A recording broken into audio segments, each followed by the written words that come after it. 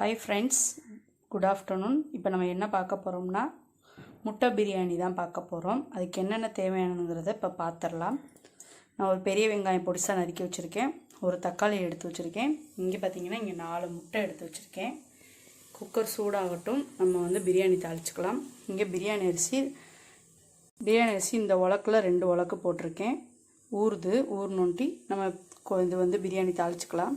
தயிர் எடுத்து வச்சுருக்கேன், பவுடர், இஞ்சி பூண்டு. இப்போ வாங்க பிரியாணி தாளிச்சுக்கலாம்.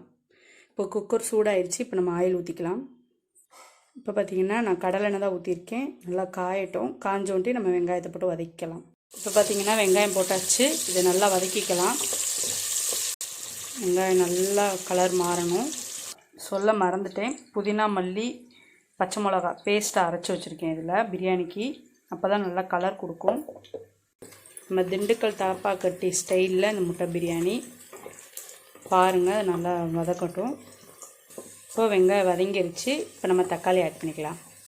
இப்போ பார்த்திங்கன்னா தக்காளி போட்டாச்சு. நல்லா வதங்கட்டும். தக்காளி வதங்கி நம்ம இஞ்சி பூண்டு ஆட் பண்ணிக்கலாம். தக்காளி வதங்கிருச்சு. நம்ம இஞ்சி பூண்டு ஆட் பண்ணிக்கலாம். 1 ஸ்பூன். நான் 1.5 ஸ்பூன் இஞ்சி பூண்டு ஆட் பண்ணியிருக்கேன். பச்சை வாசம் போகிற வரைக்கும் நல்லா வதக்கிக்கலாம். இப்போ நல்லா வதக்கியாச்சு. இப்போ நம்ம புதினா மல்லி பேஸ்ட்டாக ஊற்றிக்கலாம். அதில் புதினா மல்லி பேஸ்ட்டை ஊற்றியாச்சு. இதையே நல்லா வதக்கிக்கலாம்.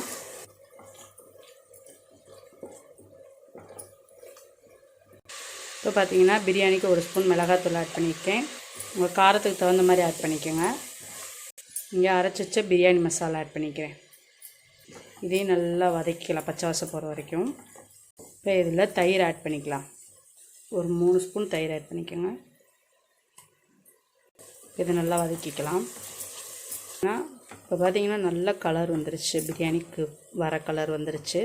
இப்போ இதில் நம்ம இங்கே கீறி வச்சுருக்க முட்டையை ஆட் பண்ணிக்கலாம்.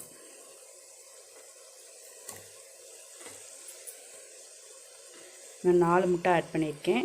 உங்களுக்கு எத்தனை முட்டை வேணுமோ நீங்கள் அத்தனையும் ஆட் பண்ணிக்கலாம். இதை நல்லா வதக்கிக்கலாம். ஒரு 5 நிமிஷம் முட்டை இந்த மசாலோட நல்லா வதங்கட்டும். அப்போ தான் நல்லா முட்டைக்குள்ளே மசால் பிடிக்கும். நல்லா வதங்கட்டும்.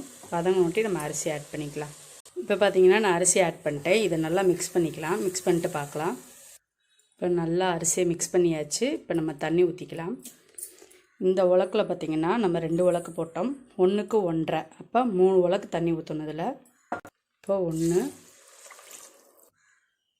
2, 3. இப்போ இது நல்லா அரிசி வெந்த பிறகு தான் நம்ம தம் போட்டுக்க போகிறோம். இப்போ பார்த்திங்கன்னா அடுப்பை ஃபுல் ஃப்ளேமில் வச்சாச்சு. இப்போ உப்பு ஆட் பண்ணிக்கலாம். தேவையான அளவு உப்பு ஆட் பண்ணியாச்சு. இது நல்லா மிக்ஸ் பண்ணிக்கலாம். முட்டை உடையாமல் பார்த்துக்கோங்க. அவ்வளோதான். நல்லா வேகட்டும். வெந்த பிறகு நம்ம தம் போட்டுக்கலாம். இப்போ பார்த்திங்கன்னா பிரியாணியை ஈவன் பண்ணியாச்சு. இப்போ நம்ம தம் போட்டுக்கலாம். இப்போ இதில் வாழை இலை போட்டு தம் போட்டுக்கலாம். இப்போ பார்த்திங்கன்னா வாழை இலை போட்டு நம்ம மூடி போட்டு தம் போட்டுக்கலாம். கீழே தோசைக்கல் சூடு பண்ணி வச்சுக்கலாம். இப்போ இது மேலே பார்த்திங்கன்னா கல் வச்சாச்சு. இப்போ இது 10 நிமிஷம் தம்மில் இருக்கட்டும். இப்போ ஒரு பழைய தோசைக்கல்லை கீழே வச்சுட்டு அதனால் ஹீட் ஆன பிறகு நம்ம தம் போட்டுக்கலாம்.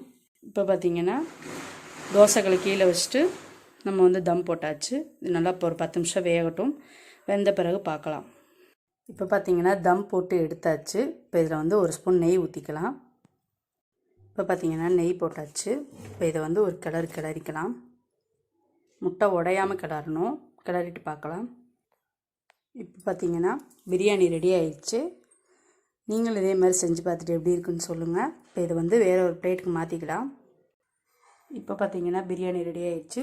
தயிர் பச்சடி, சிக்கன் குழம்பு, முட்டை பிரியாணி. உங்களுக்கு இந்த லஞ்ச் மெனு பிடிச்சிருந்துச்சுன்னா செஞ்சு பார்த்துட்டு எப்படி இருக்குன்னு சொல்லுங்கள். லைக் பண்ணுங்கள், ஷேர் பண்ணுங்கள், கமெண்ட் பண்ணுங்கள், சப்ஸ்கிரைப் பண்ண மறந்துடாதீங்க. ஓகே, பாய்.